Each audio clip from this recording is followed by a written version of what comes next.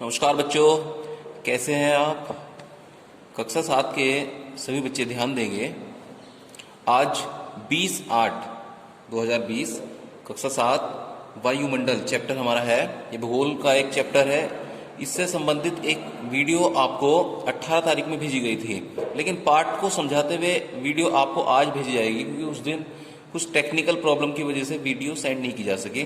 तो आज हम लोग ये क्वेश्चन देखते हैं, वायुमंडल में कौन कौन सी गैसें हैं। जैसे मैंने आपको बताया था कि वायुमंडल जो हमारा है वो विभिन्न प्रकार की गैसों का एक मिश्रण है जो हमारी पृथ्वी के चारों ओर फैला हुआ है।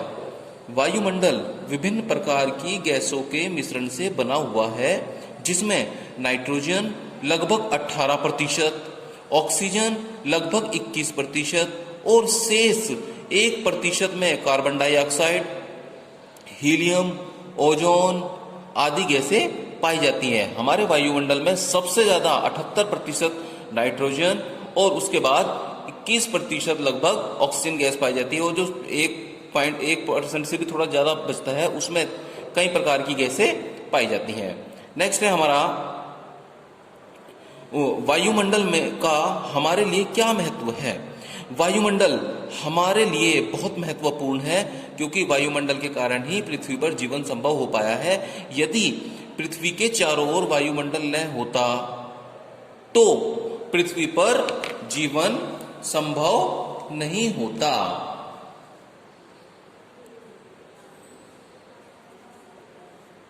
ये बीच में यहां पे थोड़ा छूटा था।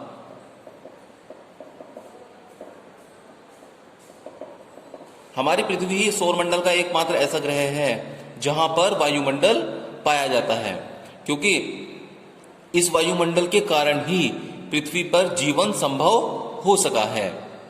नेक्स्ट हमारा प्रश्न है, वायुमंडल की विभिन्न परतों के नाम लिखिए। वायुमंडल विभिन्न परतों में बटा हुआ है जिनका वर्णन निम्न प्रकार किया जा सकता है। हमारा वायुमंडल में कई सारी परतें हैं। सबसे पहले शोभ मंडल, ये हमारी पृथ्वी के सबसे निकट की परत है। इस परत की ऊंचाई लगभग 8 से 18 किलोमीटर की ऊंचाई तक ये परत है, और इसी में ही हमारे जितने भी आंधी तूफान, बिजली कड़कती है, बारिश होती है, वो सब इस शोभ मंडल में ही इस प्रकार की घटनाएं होती है।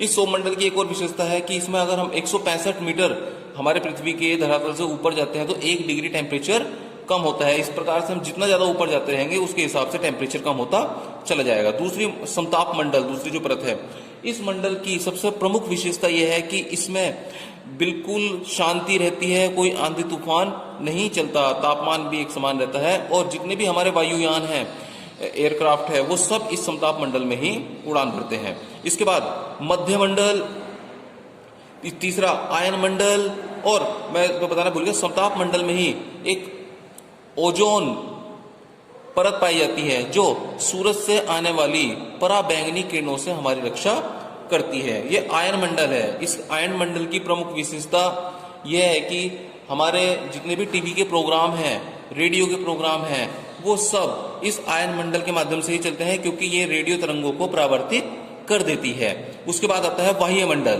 बाह्य मंडल ये हमारे वायुमंडल का सबसे बाहरी परत है, और सैटेलाइट जितने भी हमारे लॉन्च किए जाते हैं वो लगभग बाह्य मंडल के बाहर ही 36,000 किलोमीटर की ऊंचाई तक लॉन्च किए जाते हैं। अगला प्रश्न है हमारा, वायुदाब किसे कहते हैं। वायु विभिन्न गैसों का मिश्रण है। उसका अपना स्वयं का भार है, जिस कारण धरातल पर वायु अपने भार द्वारा दबाव डालती है। जो वायु है वो विभिन्न प्रकार की गैसों का मिश्रण होती है, और उसका अपना भी भार होता है, जिस कारण धरातल पर वायु अपने भार द्वारा दबाव डालती है। धरातल पर वायुमंडल की समस्त परतों के पड़ने वाले भार को ही वायुदाब या वायुभार कहते हैं। आज के चैप्टर में आपको बस इतना ही समझाया जाएगा। इससे संबंधित वीडियो आपको भेज दी जाएगी। आपको अगर कोई समस्या आती है तो जो मीटिंग होगी आप उसमें पूछ सकते हैं, अदरवाइज आप पर्सनली फोन करके भी पूछ सकते हैं। धन्यवाद।